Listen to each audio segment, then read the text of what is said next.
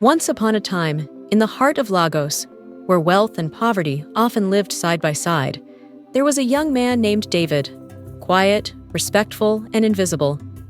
He was the personal driver for the prestigious Kingston family, a household known for their affluence, political ties, and polished public image.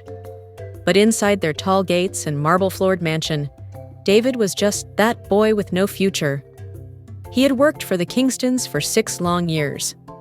Every morning before sunrise, he would wash their fleet of cars, polish the rims, and stand still as a statue while Lucas, their only known son, hurled insults at him like greetings.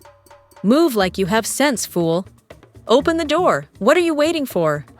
You'll die a useless man, I swear!" David said nothing. He never did.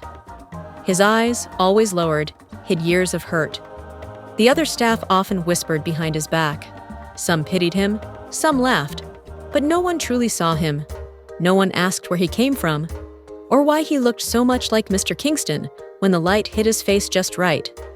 Mrs. Kingston hated even the sound of his footsteps. To her, he was a reminder of everything she loathed: poverty, weakness, and silence. She made sure he never ate in the main kitchen. He had a corner in the servant quarters where he warmed leftover rice in a dented pot. But David endured. He needed the job.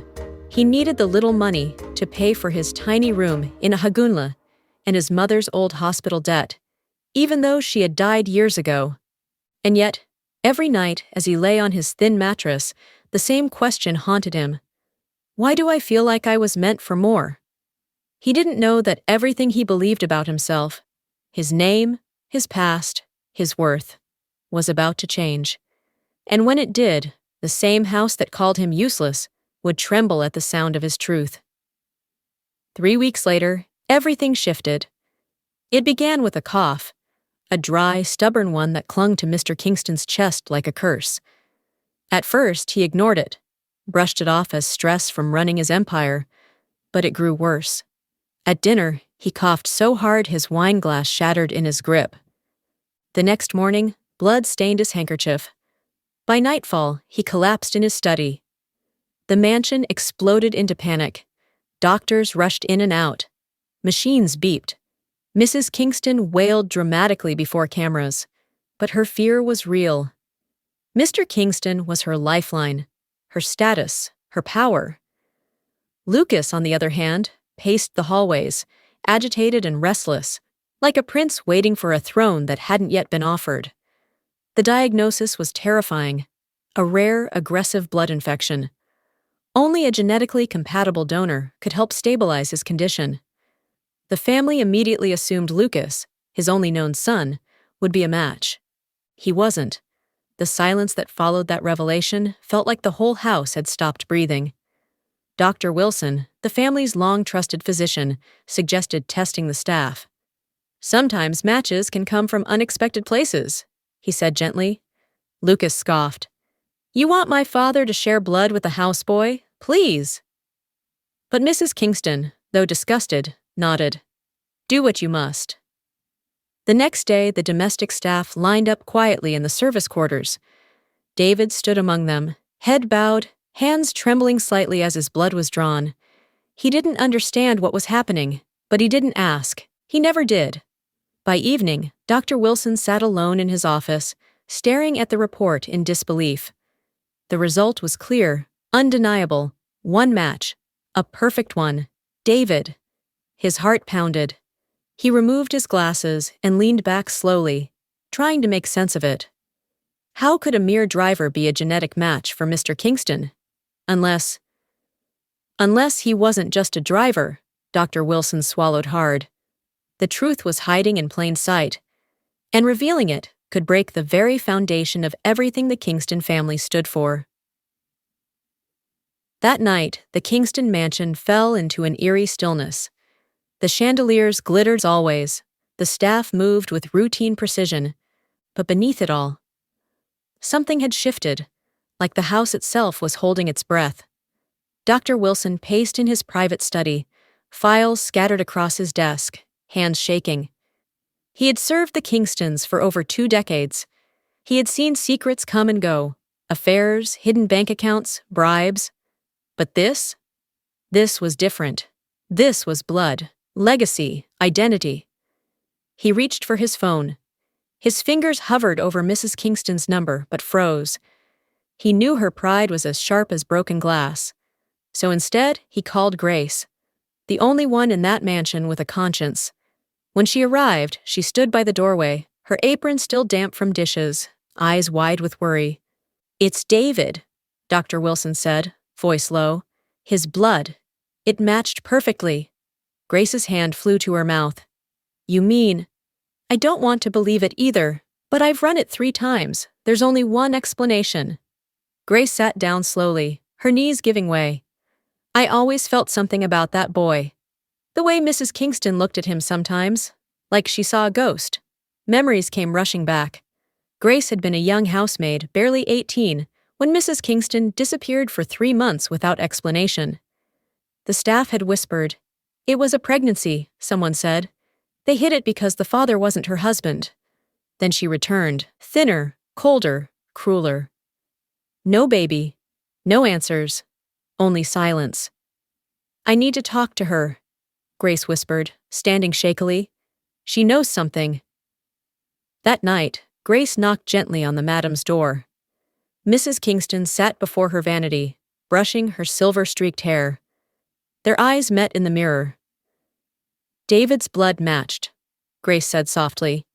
"You know what that means." The brush fell from Mrs. Kingston's hand. Her face turned white. For the first time in decades, she had no words, because the secret she had buried, paid to erase, prayed to forget, had just come back in the form of the boy she called useless. Long before the wealth, before the mansions and political connections, there had been a village.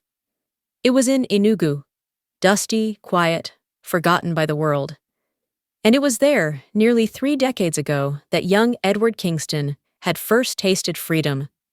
Fresh out of university, posted to serve his NYSC year, he had fallen in love with a girl named Ada. She was different. Poor, yes, but radiant.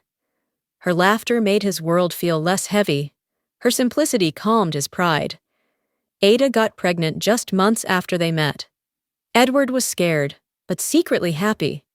He had plans.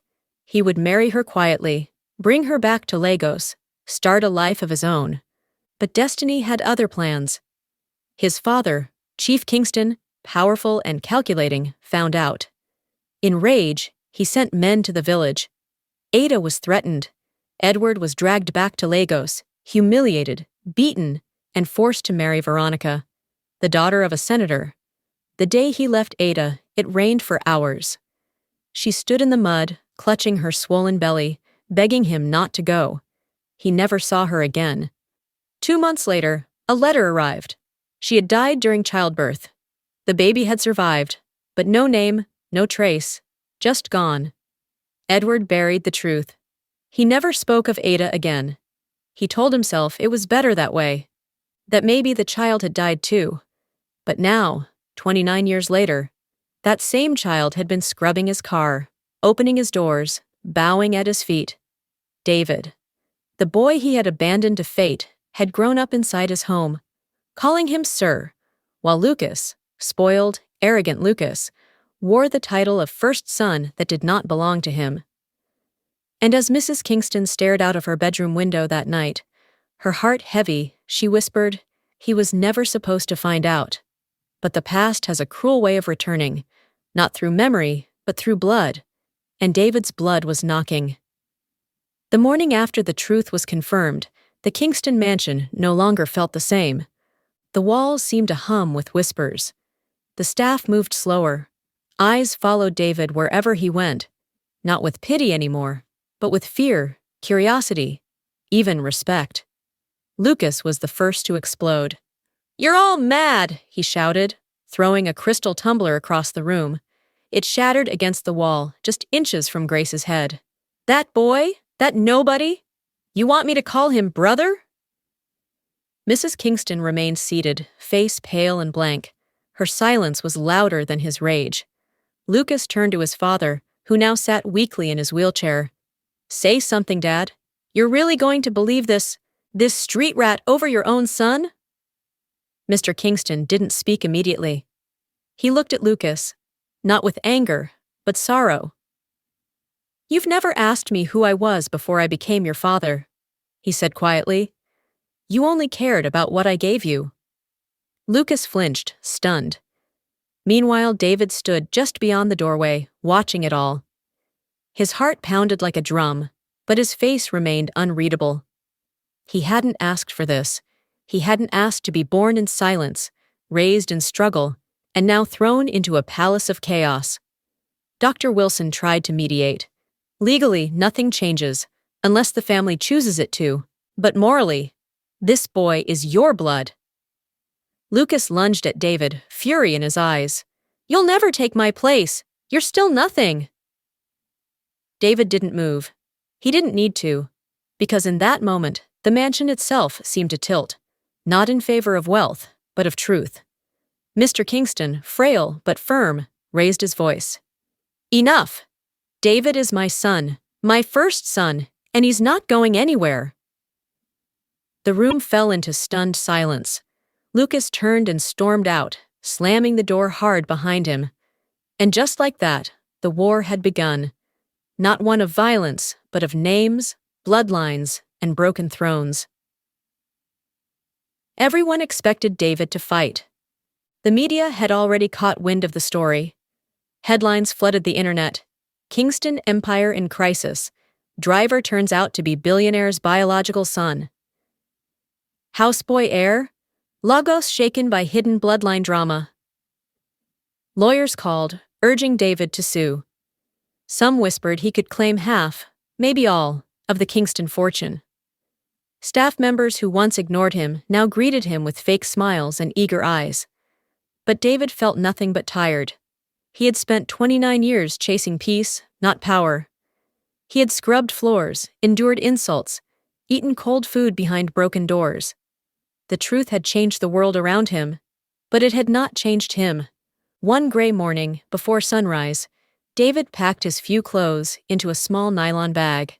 His toothbrush, a t-shirt, a photo of his late mother. That was all. He left a single note on the marble counter in the kitchen. "I forgive you, all of you, not because you deserve it, but because I need to be free. I never needed a title, only truth. David." By the time the family woke, he was gone. Grace cried when she found the letter. Mr. Kingston sat silently for hours, staring at the doorway. Lucas, oddly, said nothing. Perhaps for the first time, he knew he had lost something he never truly earned. Mrs. Kingston stood by the window, watching the empty driveway. She clutched the letter in her hand, her face unreadable. Pride had cost her everything: her dignity, her family, her sleep. But David. He walked the quiet streets of Ahagunle that morning with a calm heart. People stared at him differently now. Some recognized his face from the news. Some even called him Sir. He only smiled faintly. He wasn't running away. He was running toward something, toward peace, toward identity, toward a version of himself not defined by rejection or status or shame. He didn't want revenge. He just wanted to breathe. 1 year later, the Kingston Empire looked the same from the outside. Gates polished, guards in uniform, luxury cars still lined the driveway. But inside, everything had changed. Mr. Kingston sat before a row of microphones at a press conference, older and weaker now, his once commanding voice now slow and gravelly. "Today, I announce a new future for this family. And this company," he said, his eyes damp but steady. "For the past year, we searched for my first son, not to restore our image, but to restore our truth." Journalists leaned in. Flashing cameras captured every second. Lucas was nowhere to be seen.